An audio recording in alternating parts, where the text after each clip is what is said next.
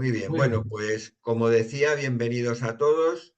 Tenemos en una nueva tertulia en Jovial Cetáceo esta tarde con nosotros a don Rafael Díaz Riera, que nos va a hablar, resumiendo el título que lo hemos escogido muy periodístico, nos va a hablar del Líbano. Rafael Díaz Riera es un enamorado de aquella tierra, es un conocedor profundo de sus raíces, de su historia, de su actualidad y bueno, él nos lo dirá, pero tiene una presencia constante. Estas Navidades vuelve a ir a aquella tierra. Rafael es catedrático de instituto, vive en Guadalajara, es catedrático de lengua y literatura española, aparte de licenciado en historia. Como vamos ya con el tiempo más o menos justo, le paso la palabra. Las normas de la tertulia ya las sabéis todos, que la mayoría sois habituales. Nos hablará Rafael pausadamente cuando él también se serene durante 35, 40, 45 minutos y luego daremos paso al diálogo en forma de preguntas, de comentarios que podéis hacer o a través de los medios de la misma aplicación, levantando la mano o mandándome un mensaje al chat, como ya habéis hecho algunos en algún momento. Rafael, bienvenido, serenidad y somos todo oídos para que nos ilustres sobre esa tierra Muy tan bien. Pues muchas gracias. conflictiva, Muchas por decirlo de gracias. alguna manera. Vamos a ver, como seguramente sabréis, el Líbano es un país bastante pequeño, es el más pequeño de Asia, tiene las dimensiones de Navarra o de Soria, por ejemplo, ¿no? Son 10.460 no, 54 kilómetros cuadrados. Y esa es una cosa que está en muchas matrículas, porque es una frase que le dijo Pierre Gemayel a Kissinger cuando los palestinos intentaban montar un Estado en el Líbano. Gemayel dijo, el Líbano tiene exactamente 10.000, y dijo la cifra exacta de kilómetros cuadrados, y vamos a defenderlos todos. Y entonces Kissinger pues ya vio que no era posible montar un Estado palestino con los palestinos que habían huido de Jordania dentro del Líbano. Bueno, es un país que tiene una estrecha franja costera con tierras cultivables en el sur. A continuación, las montañas de la cordillera del Líbano, que son alturas 2.000, 3 y pico metros. Y, y a continuación hay una meseta que es el Valle de la Bekaa, que es una meseta ya de cierta altura, entre 800 y 600 y pico metros sobre el nivel del mar. Y finalmente, yo no sé por qué sale aquí ahora a ver.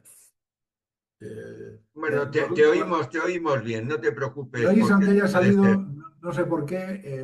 Bueno, que vale. que la conexión es un poco inestable, pero se te oye bien, Rafael, no te Vale, preocupes por eso. perfecto. Espera, a ver si ahora me oís bien. Ahora me oís Ahora se mejor. te oye.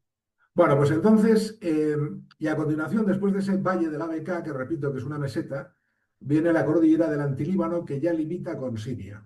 Entonces es un país rodeado por Siria, por todas sus fronteras, menos por la frontera sur, donde tiene a Israel como vecino.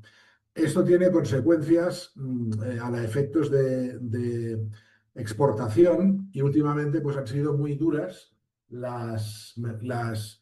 sobre la agricultura, ¿no? Porque el Líbano tenía una agricultura que antes exportaba, sobre todo el Valle de la Bekaa, la exportaba a Irak, la exportaba a países árabes y a raíz de la guerra civil siria, pues ha dejado de exportar, ¿no? Y ahora lo único que exportan las fértiles tierras de la Bekaa, lo único que exportan es Captagón, que es un derivado sintético del hashish y que se consume bastante en los países del Golfo.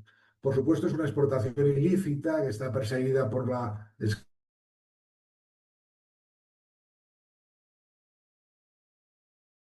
Se nos ha congelado la que conexión. están en la BK. Bueno, además, cuando empiezo con las habitantes de la franja costera, tradicionalmente, desde hace 2.000 años, casi 3.000, pues han sido comerciantes, navegantes, gente más abierta. La montaña favorece todo lo contrario, favorece pueblos cerrados alrededor de su iglesia o de su mezquita, favorece clanes y favorece sistemas feudales de lealtades y de clientelismo. Y en el Valle de la Beca, pues los agricultores pues, tradicionalmente han sido las sociedades más conservadoras y más pacíficas y más de... Bien, y esto es importante, eso es importante, porque nos configura todavía la personalidad libanesa. Bien, la segunda cosa es que el Líbano nunca ha sido un estado. Los fenicios, que construyeron ciudades muy interesantes, brillantísimas, como fueron Tiro, como fueron Sidón, como fueron Aruat al norte, o Berytus, que sería la actual Beirut, nunca construyeron un estado. Eran ciudades enfrentadas entre sí, gobernadas por reyezuelos. Ciudades prósperas, hechas por grandes navegantes que llegaron pues, hasta el Golfo de Guinea y hasta Somalia. En Somalia aparecieron barcos fenicios, que son proas de barcos fenicios, que son típicos con la cabecita del caballo. Conocieron las Canarias, dieron nombre a un bono que ellos le pusieron por nombre gorila y que hasta el siglo XIX no supimos lo que era, porque al principio llamaban gorilas, decían que eran como mujeres con pelo por todas partes, ¿no? La palabra existió y realmente hasta el siglo XIX no sabemos si se refería a un gorila, a un bonobo o a algún tipo de simio más o menos grande, ¿no? Bien, pero todo este florecer fue incapaz de montar un Estado. Es decir, lo más parecido a un Estado fue la ciudad de Cartago, que es una colonia fenicia en Túnez. Y bueno, y a ellos les debemos muchas cosas. Les debemos el alfabeto, les debemos el vino, que lo traen a Hispania, lo traen a Huelva en el año 800 a.C., les debemos el olivo bueno, en fin, y cantidad de cosas de las que no somos conscientes, ¿no? Pero siempre dependieron siempre tuvieron que tener buenas relaciones con algún poder exterior. La segunda cosa es que el Líbano está en el corredor que une Turquía y la Alta Mesopotamia con Egipto. Bien, y entonces, es decir, que en el año 1274 a.C. tenemos la crónica de la primera batalla, de la cual conservamos textos de los dos bandos, que tuvo lugar entre Ramsés II y Mutawakkil, rey de los hititas.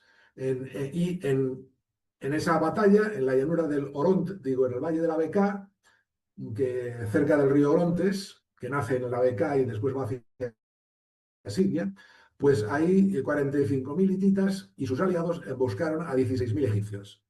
La batalla está contada dos veces, ¿no? Bueno, esto es importante porque 3.000 años después sigue habiendo bombardeos en la Bekaa y sigue habiendo enfrentamientos entre más o menos poderes extranjeros, ¿no? Entonces, el Líbano, por una parte, las montañas del Líbano ha sido tierra de refugio, pero también ha sido una tierra muy sometida a poderes extranjeros e intervenciones extranjeras que han afectado pues, a su vida interna, ¿no? Bien, como las montañas favorecen el aislamiento y los clanes, pues los libaneses y el cisma, en el caso de pues los libaneses, pues están fragmentados por clanes y por familias, ¿no? En cuanto a religión, Francia, que tuvo el mandato de la Sociedad de Naciones hasta 1920, dejó 19 grupos religiosos censados. 12 eran cristianos y los otros eran no cristianos, ¿no? Entre los cristianos hay 6 que son católicos, que obedecen a la Iglesia Católica, y 6 que no obedecen, que no reconocen al Papa, ¿no? Entre los 6 que reconocen a la Iglesia Católica, pues están los más importantes son los maronitas, que es la iglesia de San Marón, que floreció entre una milicia, un grupo étnico que los bizantinos pusieron allí para intentar contener a los árabes, que eran los mardeitas, ¿no? Y ahí se hicieron maronitas, los mardeitas se hicieron maronitas y rompieron con Bizancio cuando los bizantinos, oye, yo no sé qué ha pasado esto aquí, se me oye aunque esté la imagen congelada. Se te oye perfectamente, tú no te preocupes por eso. Que tenga cara de idiota, se me ve, ¿no? Pues, Pues el caso es que Romero con Bizancio, cuando Bizancio, el emperador, hizo las paces con los omeyas, y más o menos se mantuvieron cristianos hasta después de las cruzadas. Es después de las cruzadas que afectaron sobre todo a la costa, al condado de Trípoli, donde tuvo por primera condesa una leonesa, amiga de José Ramón López Crestar, que estaba casada con Raimundo de Tolosa, también llamado Raimundo de San Gils. Y bueno, fue después de las cruzadas cuando los mamelucos de Egipto derrotan a la dinastía de Saladino, que es una dinastía que solo tuvo un par de emires, y imponen el Islam en ciertas zonas del Líbano, donde pueden. Para entonces ya habían llegado unos herejes cismáticos del Islam chiita que habían tenido lugar en el Cairo y que obedecían las enseñanzas de un tipo que había nacido en Uzbekistán, ¿no? En la ciudad, en Baj. Ahí no me acuerdo ahora cómo se llama esta ciudad, bastante famosa. En Uzbekistán siempre hay dos. Bueno, ya sé, ya me suena. Baj, bueno, y que en persa tenía su nombre, era el apellido Daraza, que significa sastre, y que de Daraza salió la palabra druso, como los seguidores de este hombre, ¿no?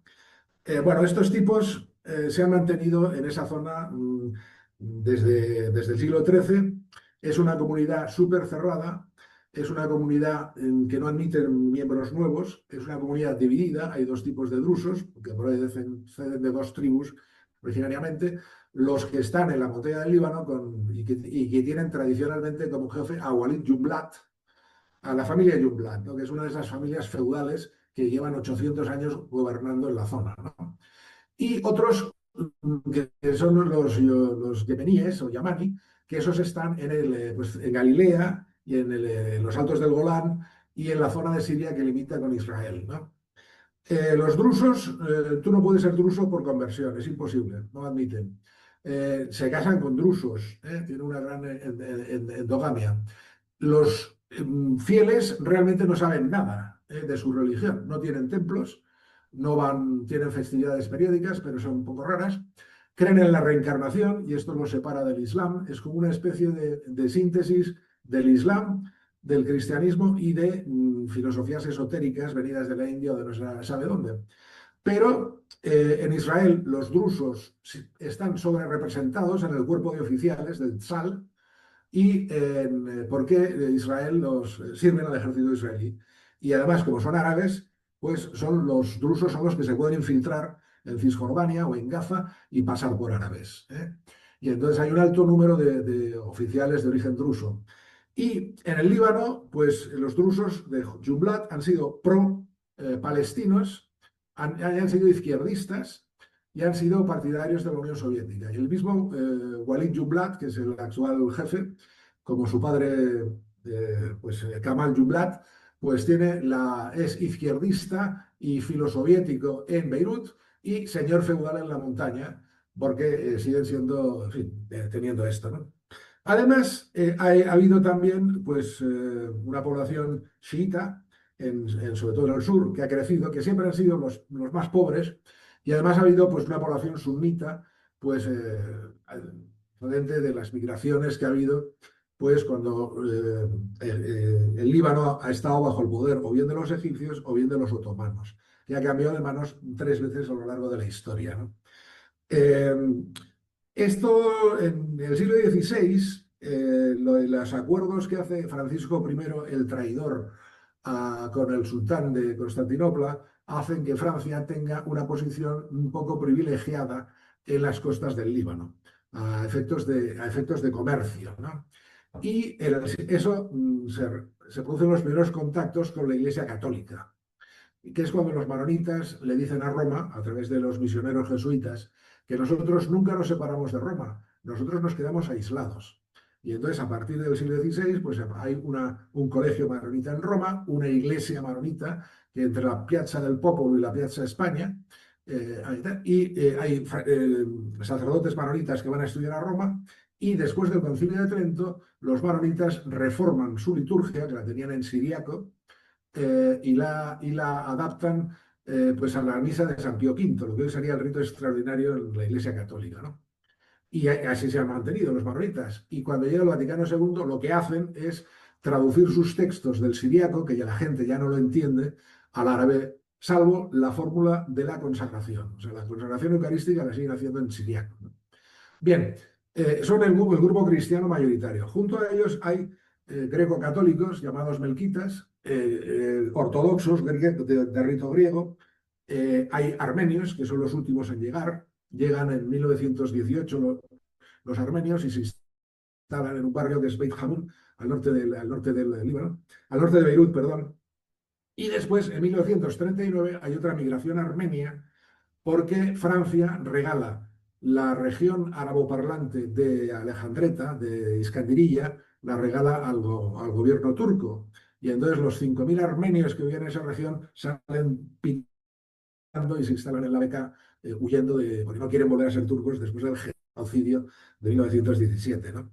Bien, hacia 1770 Francia vuelve a hacer un tratado con Estambul, con la Sublime Puerta, y comienza una relación comercial muy intensa entre los maronitas y las sederías de Lyon.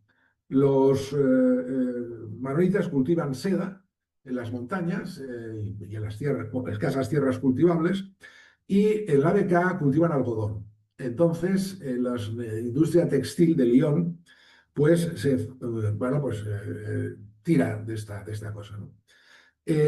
Hacia 1800, bueno, cuando con la invasión napoleónica se produce una especie de conmoción, cuando entre todos los cristianos y los musulmanes, sobre todo cuando Napoleón avanza hacia San Juan de Acre, asitía San Juan de Acre y se queda sin poder tomar la ciudad porque se desata la peste y tiene que regresar a Egipto, ¿no? Entonces, el tipo que había defendido es a San Juan de Acre, es el gobernador otomano de San Juan de Acre, es un tío especialmente duro con los cristianos, le llaman el carnicero, ¿eh? Y provocará una revuelta de los maronitas, que son la clase más acomodada, la clase más potente económicamente, eh, hacia 1804, y eso volverá a tener problemas hacia 1830, cuando se produce la primera guerra egipcio-otomana, que hubo dos guerras, en 1839, 1930 y el 39. En el 39 los egipcios toman Beirut y entonces todas las potencias europeas acuden a la ayuda en ayuda del Imperio Otomano. No quieren que se derrumbe, en ayuda de Constantinopla, y bombardean Beirut que es la primera de las 5 destrucciones que ha tenido en la ciudad de Beirut, ¿eh? Bueno, hacia 1842 al 60, la administración otomana lo que hace es dividir el Líbano en dos zonas. Una zona drusa, lleva el Drus, y otra zona en dos que se llaman Caimacatos. El Caimacato, uno que sería como provincia, pues hacia el sur, y otra al norte, que es donde son más potentes los maronitas. Pero hacia 1860, en 1945, cada provincia tenía sus propias fuerzas de protección, frente a bandoleros, y además no eran malas, según decían los viajeros. Pero en 1845, ante la desconfianza ante los cristianos que tienen siempre los otomanos, desarman a las milicias cristianas. Y eso favorece que, 15 años después, en el 60, haya terribles matanzas de maronitas a manos de los drusos, que habían perdido sus tierras. Habían perdido sus tierras también porque se habían puesto en el bando equivocado en las guerras otomano-egipcias, ¿no? Bueno, el caso es que se instala, entonces se cambia la forma de gobernar y se procede a la forma de gobernar por comunidades religiosas que llega hasta la actualidad. Ya sabéis bueno, en la Constitución actual el presidente de gobierno debe ser un cristiano maronita, el primer ministro ha de ser un musulmán chií y el presidente del Parlamento, pues, perdón, un musulmán sunita y el presidente del Parlamento ha de ser un chií, que bueno, desde hace un montón de años es Nayib Berri, Nayib Berri. Bueno, a lo que voy es a que esa situación de cierta, bueno, de 1860 a 1914, los libaneses, sobre todo los cristianos que han sido educados en escuelas creadas por órdenes religiosas, como los jesuitas o como pues los libaneses son los que encabezan el renacimiento árabe, el renacimiento cultural árabe. Son muchas veces libaneses que están en el Cairo y son ellos los que hacen el primer periódico en lengua árabe, que todavía existe, An-Nahar, perdón, An-Haram, las pirámides. Hacen también el primer diccionario de árabe moderno, le traducen unas enciclopedias al árabe, hacen las primeras gramáticas y libros de estilo. Oye, yo no sé si toda esta gente que se ha ido apagando, o sea, bueno, las primeras gramáticas de Lo árabe he hecho moderno. aposta para que haya mejor señal de lo tuyo. No hay ¿Eh? problema. Están todos escuchando, ¿eh? Vale, vale. Bien, y son, repito, lo más intelectualmente activo del renacer cultural de todo el mundo árabe.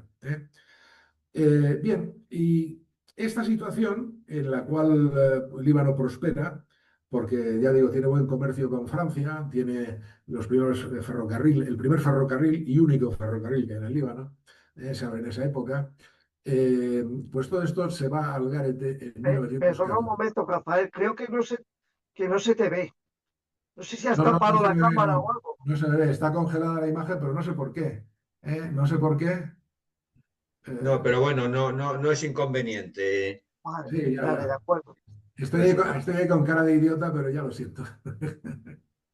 Bueno, entonces, a ver, no, no escape. Pero se me oye, ¿no? Bueno, el caso es que en 1914 estalla la Primera Guerra Mundial y entonces el Líbano se queda sin compradores de sus mercados. Para sus mercados se queda sin seda, no puede exportar ni la seda ni el algodón.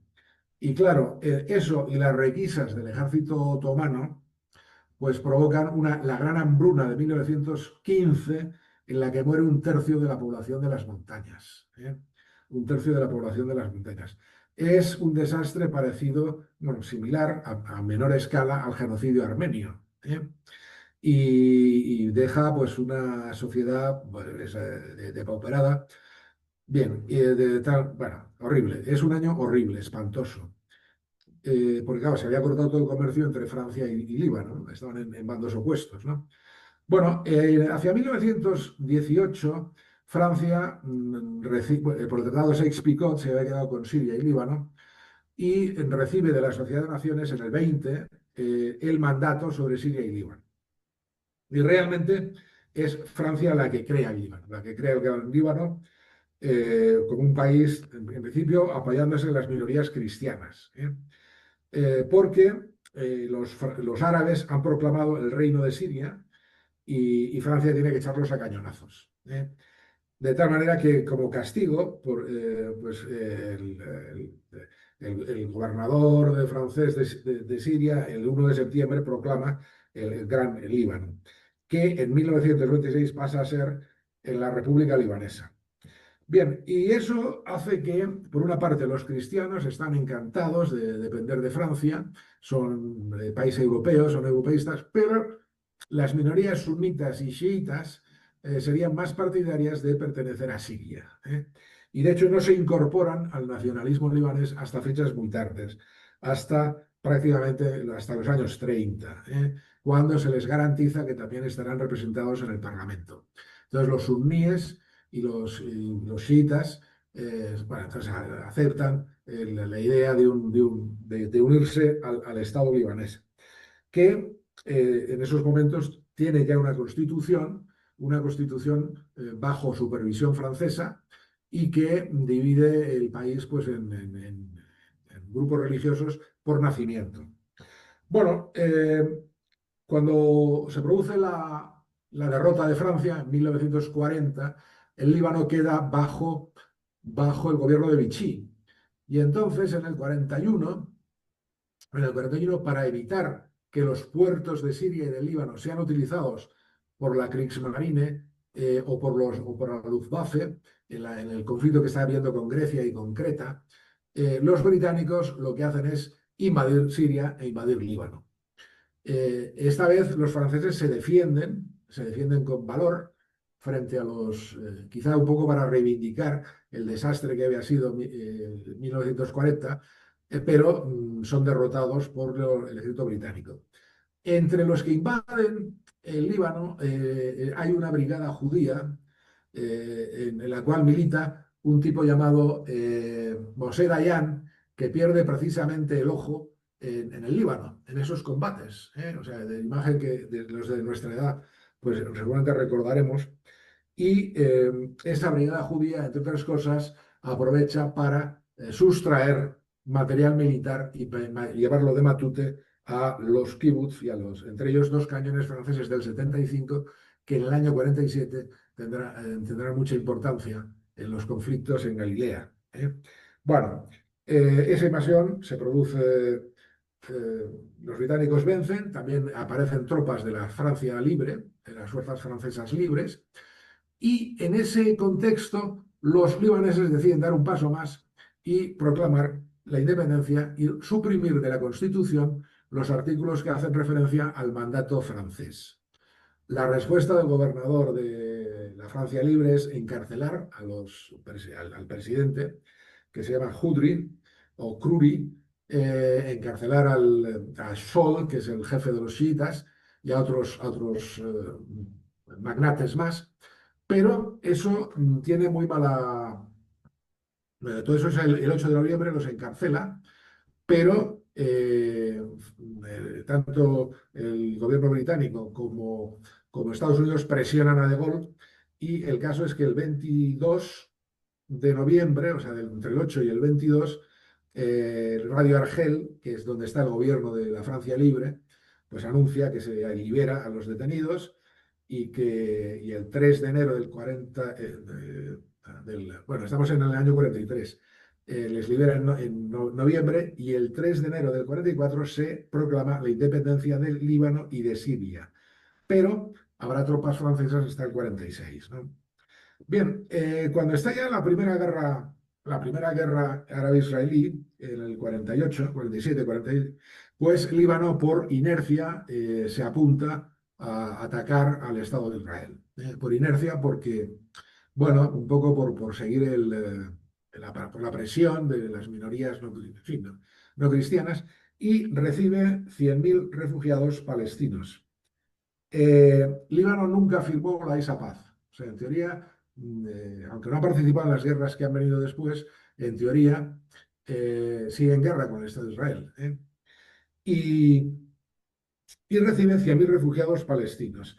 Esos refugiados palestinos los trae principalmente dos cosas. Las radios árabes, que avisan a los árabes de Palestina que huyan de sus pueblos porque los van a invadir y se va a producir la guerra.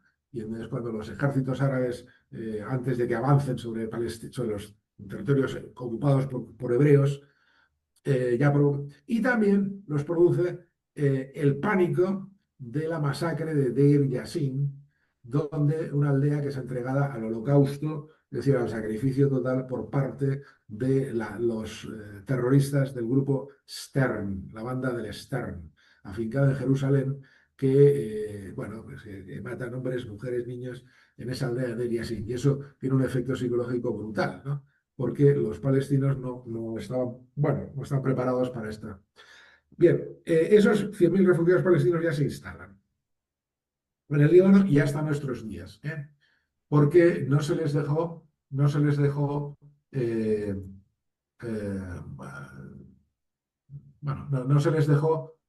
permitió tener una ciudadanía libanesa ni en el Líbano ni en ningún país árabe. Sería un acuerdo de los años 50 de la Liga Árabe de Nasser, que para que los palestinos no pierdan su identidad, nunca podrán tener la nacionalidad del país que los acoja. Y así ha sucedido, salvo con los que eran cisjordanos en la Guerra de los 6 días. Esos tíos tenían nacionalidad jordana y se encontraron ocupados por Israel y se encontraron siendo de territorios ocupados palestinos. Y esos siguen teniendo nacionalidad jordana. Pero los que huyeron a Egipto o a Siria, esos no han podido gozar de eso. Bueno, en los años 50, gracias a Camille Chamoun, Líbano se occidentaliza, se instala el secreto bancario, se convierte en la capital financiera de Oriente Medio, la gran ciudad de negocios, y eso trae una gran prosperidad. Es cuando la época del 50 al 60 y tantos, cuando se habla de la pequeña Suiza. Pero, ojo, esa prosperidad económica también trae desigualdades sociales que son acusadas. Y también hay gente, normalmente los árabes en los años 50 son panarabistas. Bueno, los árabes, los musulmanes, son panarabistas. Es el momento en que se glorifica a Nasser, el momento en que se crea la República Árabe Unida. Líbano rechaza pertenecer a la República Árabe Unida porque no hay unidad de criterios. Siria, en cambio, se unió y formaban en teoría el mismo país, Siria y Egipto. Y Nasser les castiga con dos cosas. Les castiga diciendo, la Liga Árabe decide, por influencia de Nasser, que los palestinos del Líbano podrán seguir haciendo incursiones contra Israel, a pesar de las represalias, y les castiga, bueno, pues también, bueno, fundamentalmente con eso, ¿no? Con eso. Y con cierto aislamiento, ¿no? Además, hubo en el 58 un intento de golpe de Estado porque bueno, porque los libaneses no querían cortar relaciones con Estados Unidos, con Francia y con Gran Bretaña. Y hubo una guerrilla en el 50, bueno, ya digo, una guerrilla en el 58, el golpe de Estado, ahora que lo pienso es un poco después, que obligó a que desembarcasen 15.000 marines para pacificar la montaña, donde se habían enfrentado, pues, sunitas y drusos. Bueno, en el 61 hay un intento de golpe de Estado que fracasa rápidamente y llegamos al 66-75, ese periodo que va entre la Guerra de los 6 días y la Guerra Civil, que es un periodo en el cual la vida libanesa se radicaliza. Se radicaliza entre los cristianos, que son prooccidentales, la derecha, porque también hay sunitas y también hay chiitas, que es prooccidental, y la izquierda, que normalmente es pro-Palestina y que está a favor de la URSS y que está a favor bueno, pues de Yasser Arafat y la OLP.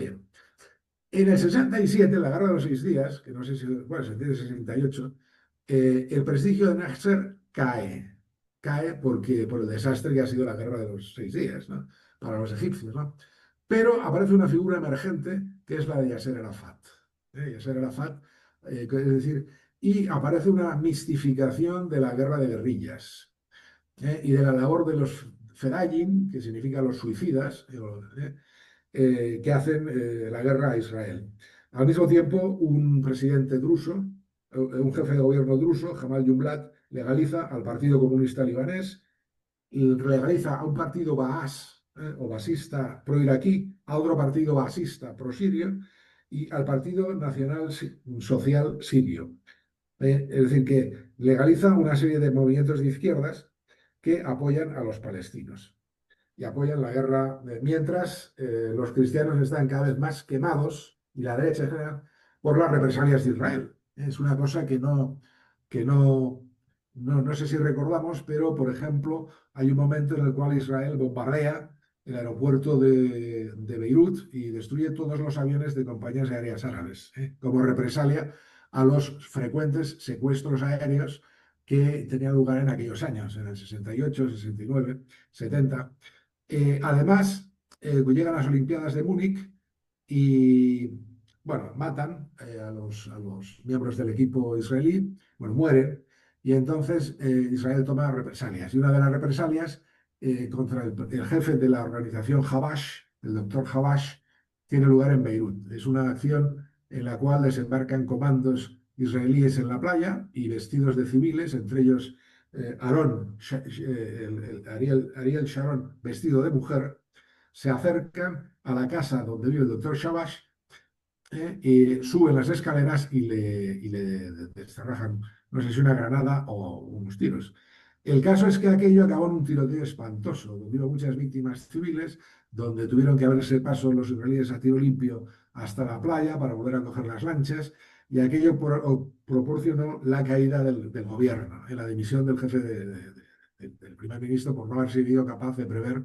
Bueno, estas cosas crean un ambiente pues de cierto cabreo, tanto en los chiitas como entre los cristianos. Los chiitas porque sufren las represalias de Israel, por estar más cerca, y también los cristianos pues por lo mismo, ¿no?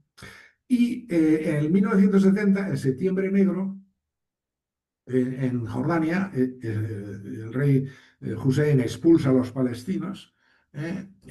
¿Y qué es lo que hace? Pues supone que Arafat y la OLP, la organización Al-Fatah, de la liberación de Palestina, se instala con armas y bagajes y crea un Estado dentro de un Estado. Y esto va a provocar muchos roces y muchos tiros, a veces. Y entonces va a llegar a la situación de la guerra civil que estalla el 13 de abril de 1975. Vamos a ver, unos días antes, las fuerzas del gobierno y apoyados por la falange Kataeb, que se había estado armando desde el final de la guerra de los 6 días, habían reprimido una manifestación palestina, ¿no? Y entonces ese día, por la mañana, en un bautismo de una iglesia donde acude Pierre Gemayel, que es el jefe natural del Kataeb, de la falange libanesa, pues los palestinos disparan y matan a 2 cristianos, entre ellos el padre de la criatura que se bautizaba. Bueno, eso fue sobre las 10 de la mañana. Y entonces a mediodía un autobús palestino pasó exactamente por el mismo sitio, ¿eh? Un autobús lleno de palestinos que iban a un campo cercano. Y entonces los guardaespaldas, las familiares, abrieron fuego contra el autobús y mataron a 27 palestinos. Bien, ese día, el 13 de abril, estalla la guerra civil. Es una guerra civil que al principio no es entre facciones religiosas, no es cristianos contra musulmanes, ni muchísimo menos. Hay chiitas en el bando cristiano, luchando contra los Kataef. Pero, y al mismo tiempo hay cristianos luchando en el bando contrario, porque son izquierdistas, sobre todo ortodoxos, ortodoxos de origen cristiano, pero de ideas comunistas y prosoviéticas que están luchando en el bando contrario. Pero al cabo de un año, la guerra sí que se ha transformado en una guerra interconfesional. ¿Por qué? Pues porque un jefe de las milicias falangistas, al que acababa de perder a sus 2 hijos, hace una escabechina en un barrio chiita de Beirut, y eso ya convierte lo que no era confesional, lo convierte pues, en una guerra religiosa. ¿Eh? O sea, en el 76 eso ya ha degenerado. Bueno, a todo esto, esa primera guerra tiene lugar sobre todo, pues es una ciudad urbana. En Beirut es la guerra de los hoteles, porque se trata de ambas facciones, intentan controlar los edificios más altos de la ciudad, que son los hoteles. Y hay una lucha, a veces con conquistas y reconquistas de los hoteles por parte de las milicias locales. Eso ya digo, es una guerra especialmente dura en lo urbano, pero que al cabo de un año también se ha extendido pues, a los campos y a los pueblos, y hay masacres por ambos bandos, ¿no? Lo cual es... Bien, hacia 1976, la Liga Árabe en Riad acuerdan, presionan, eligen a un presidente elegido más o menos tutelado por Siria, que es Sarkis, Elías Sarkis, pero es un presidente que no es aceptado por gran parte de los maronitas y por las Kataef. Acuerdan desarmar las milicias, todas menos la OLP. Y entonces hay unos años en los que no es ni guerra ni paz, años sigue una guerra pues un poquito pues, como de baja intensidad. Pero son años de mucho atentado con coche bomba. Ser político parlamentario en el Líbano es una profesión de riesgo en esos años, ¿eh? Y esos coches bomba, pues unas veces los ponen los sirios y otras veces los pone, según ha confesado Ronen Bergman, autor israelí, pues por el propio Mossad. Cita a un general, David Agama, Agamón, perdón, David Agamón, que bueno, que intentaba justificar el caos para provocar una invasión del sur del Líbano.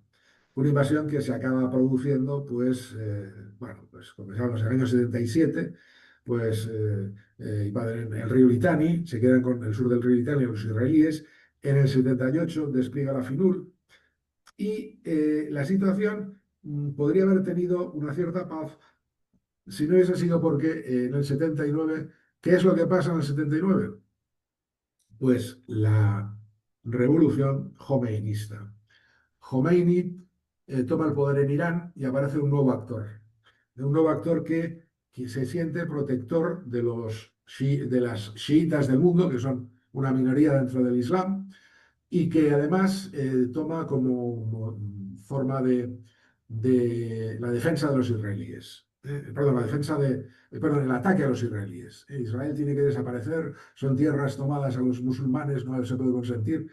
Y estos tipos van a crear lo que será Hezbollah, ¿eh? Porque al principio los chiíes estaban en una milicia que se llamaba Amal, que era más política, era política y militar, pero son bastante centristas dentro de lo que cabe, ¿no? De hecho, Najib Berri sigue siendo un político actual que sigue estando en el Parlamento y, bueno, es un hombre que ha intentado llegar a acuerdos de paz en diversos momentos, ¿no? Eh, Eso cambia todas las cosas, ¿no? Cambia todas las cosas.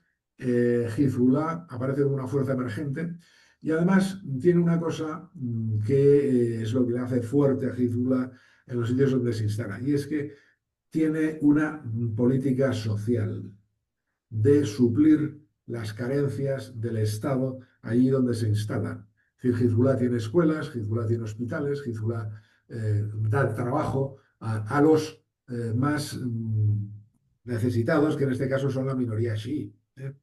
Y eso hace que sea fuerte en las zonas chiíes, ¿no? Y que barran a los de Amal. eh, bueno, en el 87, perdón, en el 82, ya recordáis que el grupo llamado Abu Nidal, que se había separado de la OLP, de la Organización para la Liberación de Palestina, intenta asesinar en Londres al embajador israelí. Y entonces, aunque Abu Nidal estaba condenado por la OLP, y estaba perseguido, pues Israel lo toma como pretexto para invadir el Líbano en la operación Paz para Galilea. En esa invasión llegan hasta Beirut, rodean Beirut, están a punto, bombardean los barrios donde están los palestinos. Al final, la política internacional, la diplomacia internacional consigue que la OLP se retire y consiguen los israelitas dejar a un presidente que es el jefe de la falange del Kataef, que es Bashir Gemayel, de la familia Gemayel, hijo de Pierre Gemayel, y hermano de Amin Gemayel, que le sustituirá. Bien, el presidente Gemayel, el 14 de septiembre, recién elegido presidente, vuela por los aires en un atentado que hace un cristiano de izquierdas, ¿no? Un greco-católico de izquierda. Muere él y muere todos los que estaban en la sede del partido Kataef, porque es una explosión con muchas carga explosiva y muere mucha gente. Y entonces, muerto Gemayel, Joveika se queda como jefe militar de la falange y entre el 16 y el 18 de septiembre asaltan Sabra y Shatila y matan a unas 3.000 personas. 3.000 personas que son civiles. Estos no eran ferallines, eran civiles. La OLP se había retirado primero a Trípoli y de ahí salieron a Túnez. después, más tarde, pero los del Sabra y Shatila son civiles, ¿no? Bueno, estaban rodeados por las tropas israelíes que miran para otro lado mientras se producen esas masacres, ¿no? Bueno, entonces Arafat culpa de este asesinato a las potencias que le han obligado a salir y que se habían comprometido a defender las vidas de los palestinos si él se retiraba de Beirut. Y esas potencias son básicamente Francia, Estados Unidos y también Italia. Y entonces se produce el desembarco en Beirut de los marines y de un cuerpo expedicionario francés y de un cuerpo italiano, ¿no? Eh, Estos tipos estuvieron pues hasta los atentados suicidas de 1983. En 1893, un camión con 2.800 kilogramos de explosivo arrolla la barrera del cuartel de los marines en Beirut y explota, matando pues, a 241 marines y a 58 franceses. Esos atentados suicidas con camiones bomba y con coches bomba, pues hacen que Estados Unidos se retire en el 84 para ser sustituida por la FINUL. Bueno, hasta ahí hemos tenido tres guerras, ¿no? Bueno, yo diría primero que es guerra civil política, una segunda fase que sería la guerra de religiones, este conflicto entre Israel y la OLP, y con la retirada de los norteamericanos y también de parte del ejército israelí, hay una guerra en la montaña donde los drusos atacan a los cristianos en una zona que se llama el Chuf, que está detrás de Beirut, es una zona montañosa. Chuf significa centinela, y entonces son montañas que es como que vigilan el terreno. Y si vais a Marsella, el Chuf es el tío que avisa a los narcotraficantes de la llegada de la policía. Pero vamos, el Líbano es una región. Es decir, que sería la cuarta fase de la guerra, que es la guerra de la montaña, ¿no? Bien, esto deja, con Israel retirado, deja un papel bastante importante para Siria. Siria nunca ha renunciado a la idea de que el Líbano les pertenece o que por lo menos deben ejercer un protectorado sobre, o de mangonear los asuntos internos libaneses y se quedan como, bueno, pues prácticamente como la única ejército hegemónico. Además, simultáneamente se dan otras dos guerras, unas milicias también sunitas y rodean los campamentos palestinos y se enfrentan a ellos y hay también un momento de... Y también se da también durante este periodo una guerra interna en ambos lados.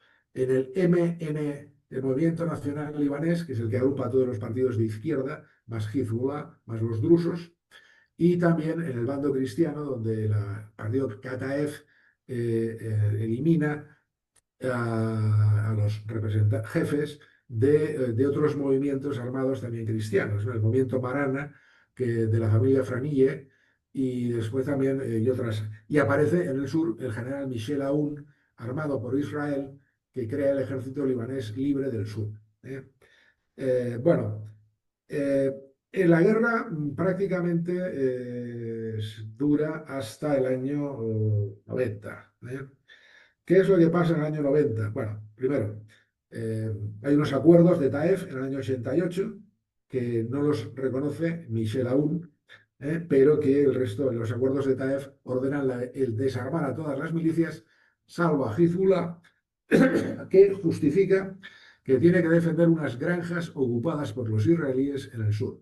Son las granjas de Sheba, que siguen ocupadas hoy por Israel y que Israel no está dispuesto a abandonar ese territorio hasta que no tenga unas garantías de seguridad. O ni siquiera con eso, ¿no? Pues el caso es que hay 14 granjas ocupadas por Israel en una posición dominante también de controlar el terreno, y esa es la excusa de que tiene Hezbollah ante su público para no ser desarmado. Pero decía que, excepto el general Michel Aoun, que no acepta esto en general, las otras facciones pues, se van desarmando. La guerra con Michel Aoun habría durado si no hubiese sido porque en 1990 se produce la invasión de Irak. de Kuwait, perdón, Irak invade Kuwait. Y entonces Siria, que no había apoyado a Irak, queda del mismo bando que los norteamericanos. ¿eh? Quedan en el mismo bando Irán, Siria, Egipto y los partidos baasistas apoyados por Irak pues quedan en minoría, ¿no? Entonces Siria queda como potencia que puede controlar el gobierno. Y esto va a durar pues hasta el 2009, porque los sirios pues van a imponer sus presidentes, van a matar a bombazos a los que no sean de su agrado y, y eso, bueno, en fin, y esto va a durar, repito, hasta que estalle la guerra civil siria, ¿no? Cuando estalle la guerra civil siria, incluso un poco después, que es cuando se producirá de verdad la retirada de las tropas sirias del Líbano. Eh, Entre el 2000 y el 2006, eh, pues aparece una figura importante que es Rafik Hariri, que es un musulmán millonario sunnita, que es el que hace cabeza de los sunnitas y que está apoyado por Arabia Saudí y que inicia la reconstrucción de Beirut y construye una ciudad brillante, moderna, lujosa, a través de una sociedad que se llama Solidaire, Sociedad para la Reconstrucción, perdón, Sociedad Libanesa de Reconstrucción, pero una sociedad que comete muchos atropellos, operaciones poco oscuras, poco honradas, secreta, que tiene muchos enemigos, entre otros hombres de negocios libaneses. Solidaire, en fin, hace la reconstrucción arquitectónica, pero hace también muchos chanchullos, ¿no? Y de hecho, hoy, en un hotel que está en la Cornisa, que es la zona turística por excelencia, hay todavía un cartel que pone del Hotel San George, que pone Stop Solidaire, parar a Solidaire, símbolo de la corrupción y de los negocios y del endeudamiento sin freno en el que cae el país. Curiosamente, Rafik Hariri va a volar por los aires enfrente de ese hotel. ¿eh? Y que, aunque rápidamente salió el dueño del hotel diciendo que no había tenido nada que ver, ¿no? ¿Quién mató a Rafik Hariri? Pues no lo sé, no lo sabemos. Posiblemente los servicios secretos sirios, el Mujabbarat, que está muy activo y que deja a la muerte de Rafik Hariri, deja un país muy endeudado, con una deuda astronómica. ¿eh? Que hace que pierda, bueno, en fin, llega un momento en que el dinero saudí deja de afluir, ¿no? Porque, y el Banco Mundial le echa al Líbano, porque no hay manera, en fin, son absolutamente insolventes, ¿no? Eh, bueno, y bien, yo creo que esto llega más o menos hasta la actualidad. En el 2006 ya sabéis que hay una nueva guerra del Líbano y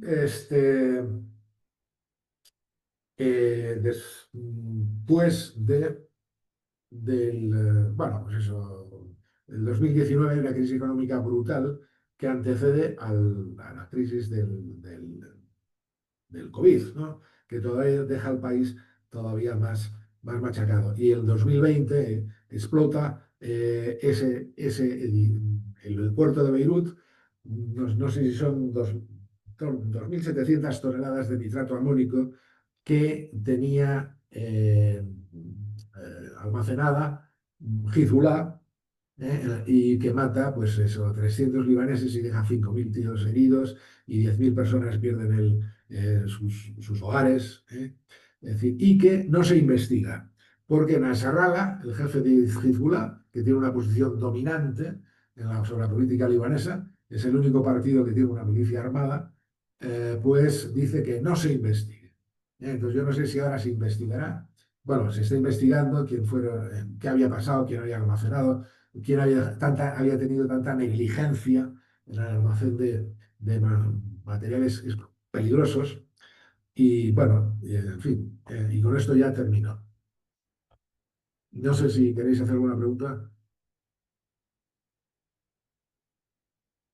Pues muchísimas gracias, Rafael. La verdad es que has hecho un recorrido tirando a bastante exhaustivo y seguro que todos los participantes en el coloquio estamos ávidos de preguntarte y de que nos cuentes alguna cosa más. Tiene pedida la palabra inicialmente Antonio Flores. Antonio, reactiva el vídeo y el audio que te pueda ver Rafael. Aunque nosotros seguimos viéndote congelado, ¿eh? Pero Lo bueno, siento, no tiene no sé qué mayor puede trastorno. pasar. Congelado con cara de idiota. Bueno, muy interesante tu exposición, me ha parecido muy ilustrativa. Claro, una charla para lo que da y habrá muchísimas preguntas, ¿no? Una, quizás la que más me Más alto, inquieta, Antonio, que no se te oye. me acerco más. Una, la que más me inquieta es por el futuro. O sea, las noticias del Líbano nunca son positivas, ¿no? Pero parece que, bueno, la creciente distancia demográfica entre musulmanes y cristianos a medio plazo puede causar problemas. De hecho, ya los causa. No sé, no tengo datos, pero parece que la emigración de los cristianos libaneses Sí, está creciendo, ¿no? sí. Como en todo Oriente Medio, ¿no? Y eso hace que las perspectivas de la cristiandad en el Oriente Medio, concretamente la libanesa, sean oscuras. Eh, Luego una cosa puntual que siempre me ha inquietado. El papel de España, ¿no? En el Líbano, tanto histórico como en los últimos tiempos, ¿no? Porque hubo una circunstancia que fue la muerte en ese momento de predominio sirio cuando volaron la embajada española y mataron al embajador. Y nunca he sabido si fue una casualidad o era un mensaje a España aquello. Bueno, con esas preguntas me conformo que tengo más. En la de cámara, si hace falta. Muchísimas gracias, Rafael. La verdad es que has hecho un recorrido tirando a bastante exhaustivo y seguro que todos los participantes en el coloquio estamos ávidos de preguntarte y de que nos cuentes alguna cosa más. Tiene pedida la palabra inicialmente Antonio Flores. Antonio, reactiva el vídeo y el audio que te pueda ver Rafael. Aunque nosotros seguimos viéndote congelado, ¿eh? Pero Lo bueno, siento, no tiene no sé qué mayor puede trastorno. pasar. Congelado con cara de idiota. Bueno, muy Bueno, interesante tu exposición. Me ha parecido muy ilustrativa. Eh, claro, una charla para lo que da y habrá muchísimas preguntas, ¿no? Una, quizás la que más me Más alto, inquieta, Antonio, que no se te oye. me acerco más. Una, la que más me inquieta es por el futuro. O sea, las noticias del Líbano nunca son positivas, ¿no? Pero parece que, bueno, la creciente distancia demográfica entre musulmanes y cristianos a medio plazo puede causar problemas.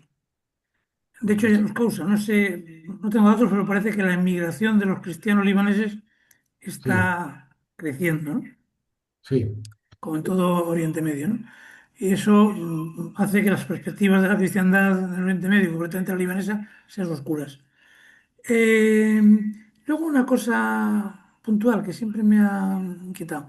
El papel de España, ¿no? En el Líbano, tanto histórico como en los últimos tiempos, ¿no?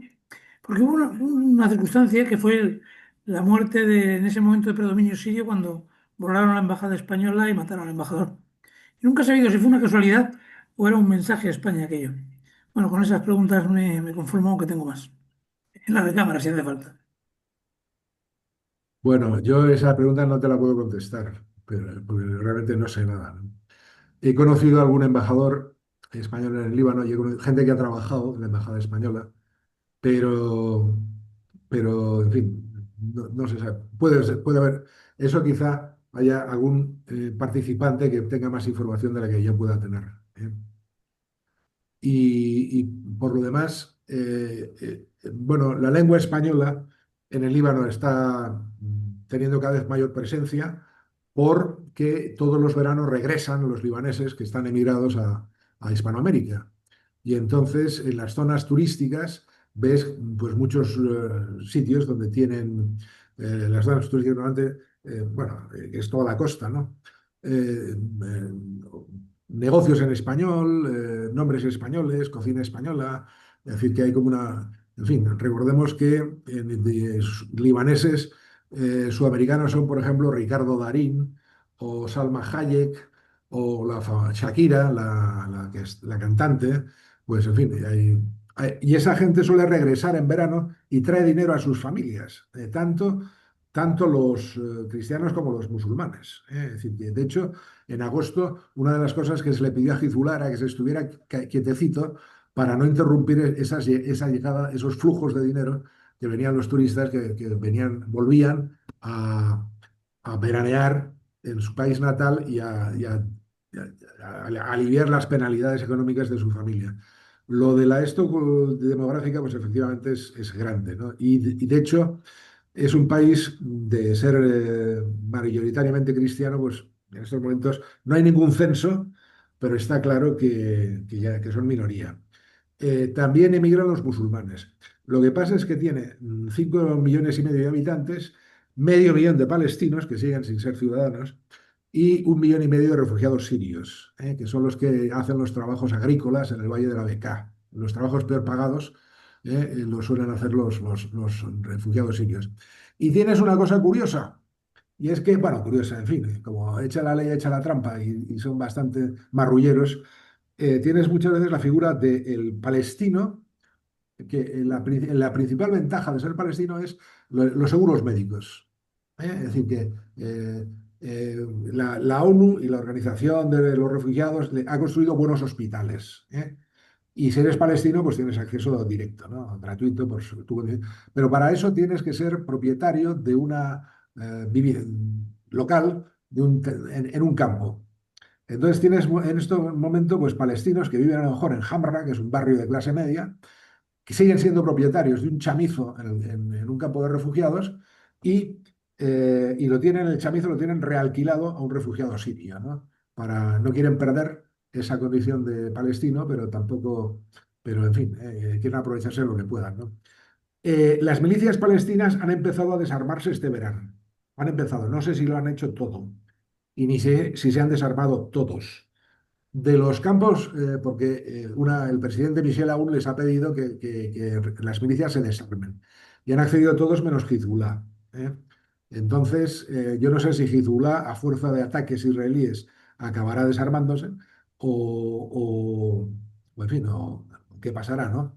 Pero bastantes palestinos han entregado las armas. Y eso es interesante porque algunos campos palestinos son impenetrables. Por ejemplo, Sabra, que está en el centro de Beirut, se accede por una sola calle central, donde está el mercado, donde está el mercadillo, el foco de las tiendas, y después desde allí, desde el centro, accedes al resto de las calles, ¿no? Claro, eso el ejército libanés, cuyos soldados cobran $300 al mes en un país donde una cerveza te cuesta $2, y que es armado por Estados Unidos con generosidad, pero con absolutamente cicatería, municionado, es decir, que tienen, pues dudo mucho que sea capaz de tomar el control de Sabra, ¿no? O sea que si los palestinos de buena fe o pues de buena voluntad se van desarmando, eso puede ser bueno. Y en cuanto a Hezbollah, pues claro, el problema es que se está intentando reorganizar. Y hace 2 días hubo una llamada muy curiosa de Navid Berri, chiita, exdirector del grupo Amal, pidiéndole a Irán 3 cosas. A, que animase a Hezbollah a desarmarse. B, que diera dinero a las chiitas del sur del Líbano, porque claro, con los bombardeos israelíes se han destruido muchas viviendas y han subido los precios de los alquileres tanto en Nabatille como en Tiro, como en otras ciudades de la zona del sur del Líbano. Y están a precios astronómicos los alquileres. Y también ha pedido una tercera cosa y es que permita al Líbano llegar a una especie de acuerdo de paz con Israel. Como estas condiciones, la tercera me parece de muy difícil aceptación por parte de los iraníes y la primera también, yo no sé qué pensar. Creo que puede ser una manera de poner en evidencia que el obstáculo el desarme y la paz, pues es Irán. Quizá de cara a nuevas acciones de conflictos entre Israel e Irán. Pero vamos, a mí me parece muy curiosa esta llamada pública del presidente, de uno de los políticos del Parlamento hacia Irán. Muy bien, le paso la palabra a Fernando López del Pozo, que la tiene pedida. Bueno, muchas gracias y magnífica presentación, muy clara y completa. Mi pregunta ha sido parcialmente respondida, pero voy a insistir. Ha sido parcialmente respondida para decir que no sabes qué va a pasar con el desarme de Hezbollah, pero insisto, ¿cómo ves, hasta qué punto ves o qué condiciones te parecería que tendrían que cumplirse para que Hezbollah se desarmara? La llamada del presidente de AUN para el desarme de las milicias es seria. No le queda más remedio por otro lado porque está perfectamente presionado por Estados Unidos con Israel al fondo y parecería una buena oportunidad de que Hezbollah dejara de ser un partido armado y la resistencia y todo lo que es en realidad para pasar a ser un partido político. ¿Qué condiciones te parece que deberían darse para que eso ocurriera? Bueno, yo creo que una Perdón sería, un segundo, Rafael, te pongo en antecedentes que nuestro amigo Fernando López del Pozo es militar, es teniente general y mandó las fuerzas de la ONU en el sur del Líbano. ¿En qué años, Fernando? En el 2013, creo, no conseguimos arreglarlo, un desastre. Bueno, pues ya, la pregunta sobre el desarme de Hezbollah. mira, una condición importante sería, por ejemplo, la colaboración de Siria. Si a Hezbollah se le cortan la munición y se le corta el dinero, tarde o temprano tendrán que dejar unas armas que serán inútiles, o no les servirán para... En ese sentido, si Siria se pone a colaborar, la única vía de entrada que les quedaría serían los puertos. Y eso es relativamente... Vamos, yo creo que tanto el puerto de Beirut como el puerto de Trípoli son controlables. En la época en que tú estabas en el Líbano, te recordarás que el aeropuerto Rafik Hariri estaba rodeado por dos lados por los barrios de Hezbollah, por los barrios de los chiitas. Incluso tenían una entrada especial al aeropuerto, por la cual metían y sacaban lo que querían. Es decir, armas, municiones, explosivos, cohetes. Eso ya se ha acabado. Eso ya se ha acabado. Ahora eso está tomado por el ejército libanés, está sellado, por de alguna manera, por el ejército de la policía libanesa, y la única manera por la que les llegan todavía cosas es a través de la frontera con Siria, sobre todo el antilíbano Entonces, si Siria colaborase, sería una manera de, no sé, de ahogarlos, ¿no? En frío. Y yo creo que también sería fácil bueno, pues eso, que si se mejora un poquito la situación económica de la gente, en fin, hubiese como un estado de opinión a favor de. Por lo demás, yo creo que el Hezbollah de ahora es un Hezbollah muy herido, pues desde la muerte de Nasrallah, y que el actual presidente, o jefe de Hezbollah, tiene menos capacidad de acción que el que tenía antes del estallido de los VIPs y sobre todo del cuartel general que les hundieron, ¿no? O sea, con un edificio de varios pisos donde murió allí, pues no sé si estaban a 40 metros de profundidad, murió la cúpula de Hezbollah y a través de bombardeos muy precisos, ¿no? No lo sé. Yo lo que he notado es siempre, sobre todo en el sur, hay un dron que no se oye, que no se ve pero se oye, ¿no? Que es un MK-15, que es el espía, el que controla las comunicaciones, el que controla los flujos de tráfico, y ese no es peligroso. El que es peligroso son los que no se oyen, que son los que suelen llevar explosivos. Pero para mi sorpresa, eh, Israel te manda mensajes al móvil antes de un ataque, ¿eh? Es decir, que es una cosa que en fin, hay el caso de una señora que no se creía, que recibe el mensaje, deje usted ponga distancia con el coche delante que está siendo objeto de seguimiento por las fuerzas de IFDE. Y la señora no se lo creyó, creía que es broma, y dijo, no es ninguna broma, mire delante el puntero láser. Y efectivamente, cuando vio un puntero láser delante en la carretera, delante de ella, ya se apartó y ya no sabemos lo que pasó con el coche que estaba siendo objeto del seguimiento, ¿no? Una de las primeras cosas que haces cuando llegas al Líbano por necesidad es cambiar la tarjeta de móvil, ¿no? Que depende del Ministerio de Telecomunicaciones. Ese ministerio está absolutamente hackeado por los israelíes, ¿eh? Es decir, en el momento que tienes una tarjeta de teléfono móvil, ya sabes que alguien en Tel Aviv o en Jaffa tal, va a saber quién eres tú y quién lleva el móvil y quién. Y no, quiere decir que en estos momentos el control sobre Hezbollah es lo que se llama, es bastante fuerte, ¿no? El control sobre esa zona, ¿no? Y no lo sé. Yo no sé si te he contestado. Sí, muchas gracias.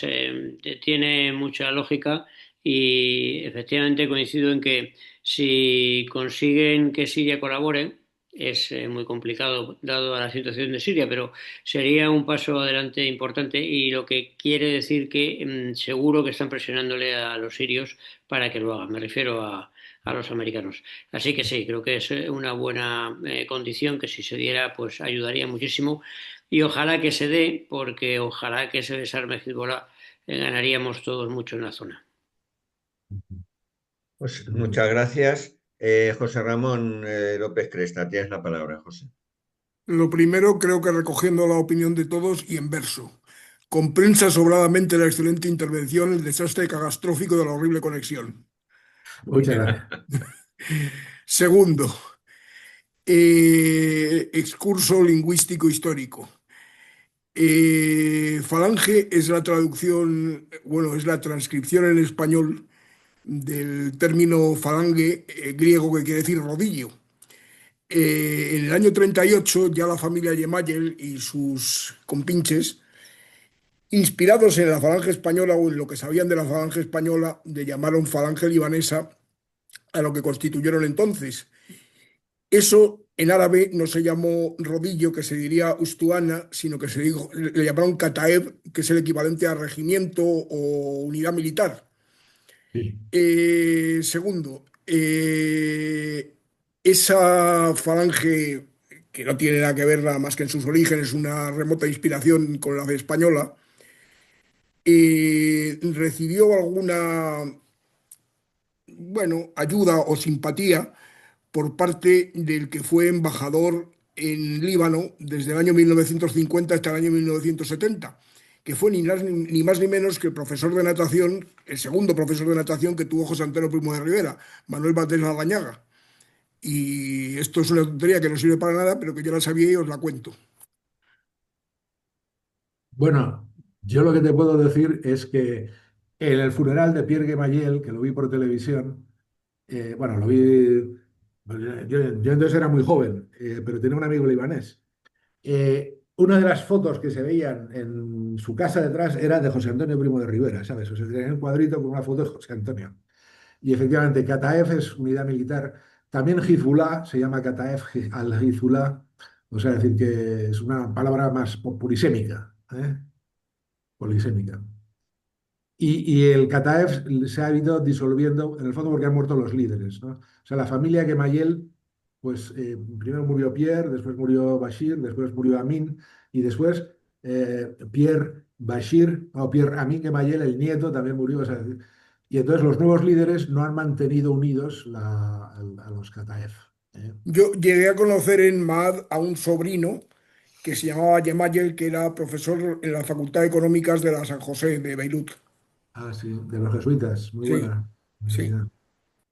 Continuamos y voy a ser yo ahora el que sin levantar la mano la levanto, querría intervenir. Rafael, Eh, futuro. Hemos visto que se está emigrando del Líbano, que emigran sobre todo los cristianos, pero también has dicho tú que algunos musulmanes, pero a día de hoy la real influencia de los cristianos tanto desde el punto de vista económico, político, pero sobre todo social? O sea, ¿qué ambiente se respira en el Líbano cristiano? ¿Qué papel quieren tener ellos, se reservan o pueden seguir jugando en ese complicado territorio? Bueno, yo creo que como son el segmento social más ilustrado, encuentran formas de sobrevivir y de prosperar. Eh, a veces en el lujo, otras veces pasan una temporada fuera y después regresan, después de haber hecho dinero. Eh, Siguen siendo una clase acomodada, eh, unida, que tiene muy buenas relaciones entre sí. Es decir, es asombroso. Normalmente las iglesias cristianas en el Líbano se llevan muy bien entre ellas, ¿eh? Salvo, no hablo de los protestantes porque no he tenido trato, pero vamos, he visto cosas eh, que están, en fin, bastante respetuosos o bastante unidos. eh, y yo creo que tienen futuro, es decir, el mismo futuro que han tenido, bueno, pues hasta ahora, ¿no? Es decir, que si pueden volver, por ejemplo, en el Líbano tienes cantidad de bodegas, bueno, unas cuantas bodegas de buen vino, de buen vino. No hacen el vino Fetén, que es el Meruat, que es el que tiene fama, pero tienes cantidad de dominios. Tienes negocios de joyería, tienes negocios de moda, tienes negocios, y todo eso está llevado por cristianos, ¿eh? Es decir, unas veces maronitas, otras veces armenios, otras veces... Tienes negocios también de cuero, aunque ahí tienen la competencia de Turquía. Ya sabéis que antes Zara, todo lo que eran zapatos los hacía en Turquía, y un momento determinado se enfada ¿cómo se llama este? Con Erdogan, y entonces empieza a producir en los barcos, ¿eh? Compran el cuero en China o en Pakistán o en la India y desembarcan bolsos y desembarcan... Pero los artesanos turcos y los obreros turcos de Zara se han instalado por su cuenta. Y entonces, en estos momentos, el negocio del cuero, los libaneses tienen una seria competencia con Turquía, ¿no? Es decir, puedes ver gente que va a vuelos de Turquía que vuelan cargados de bolsos y cargados de cosas, de zapatos pues, bueno, pues son muy baratos, ¿no? Pero quiero decir que ese negocio del lujo, de la moda, también de la música, del turismo, los cristianos tienen mucho, bueno, se manejan, ¿eh? Se manejan, ¿eh? Y electricidad, pues, pero de industria.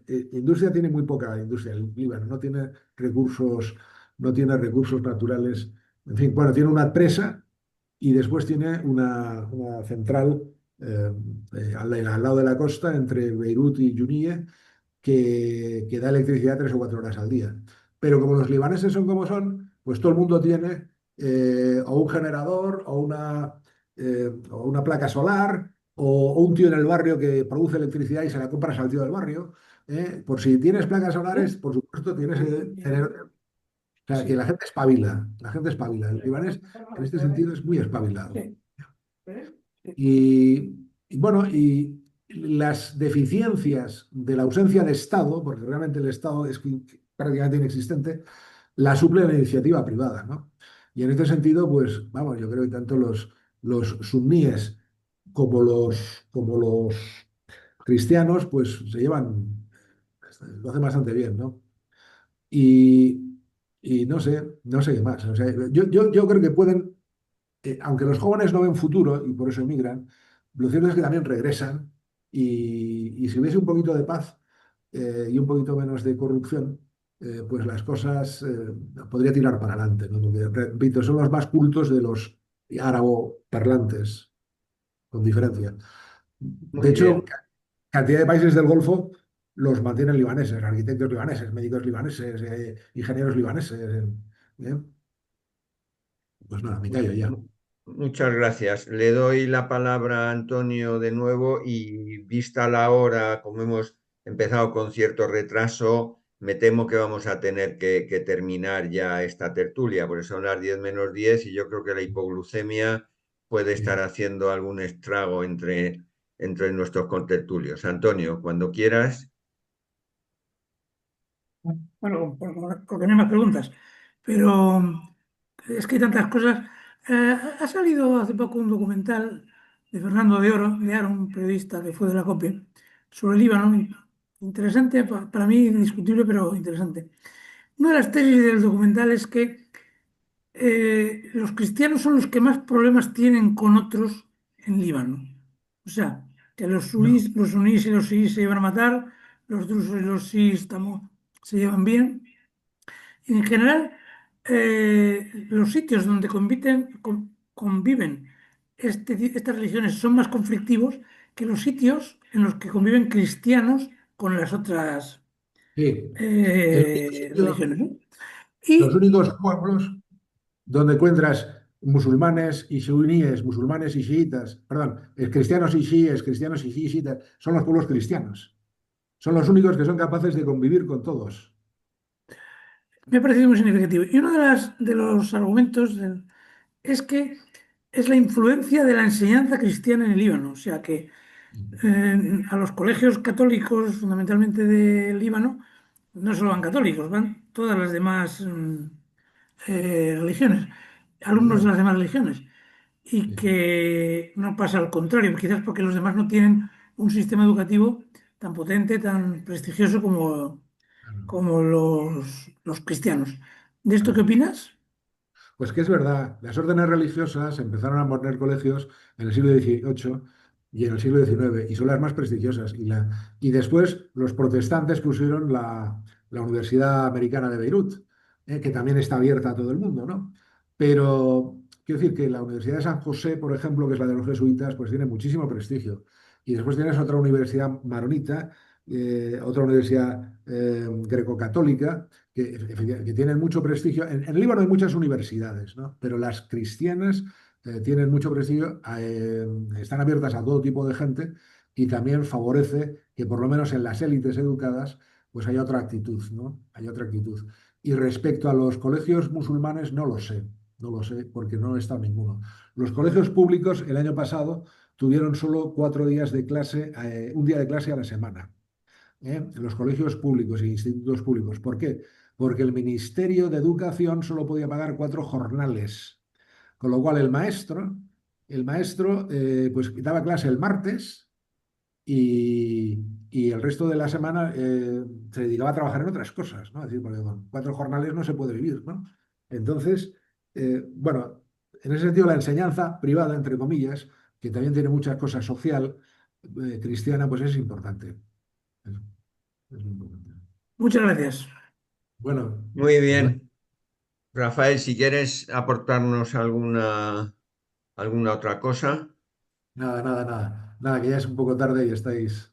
pues de verdad que te agradecemos mucho tu intervención, el esfuerzo por la conexión y la verdad es que yo he aprendido, yo por lo menos he aprendido mucho y me has creado la curiosidad, algunas curiosidades sobre ese territorio, sobre ese pueblo.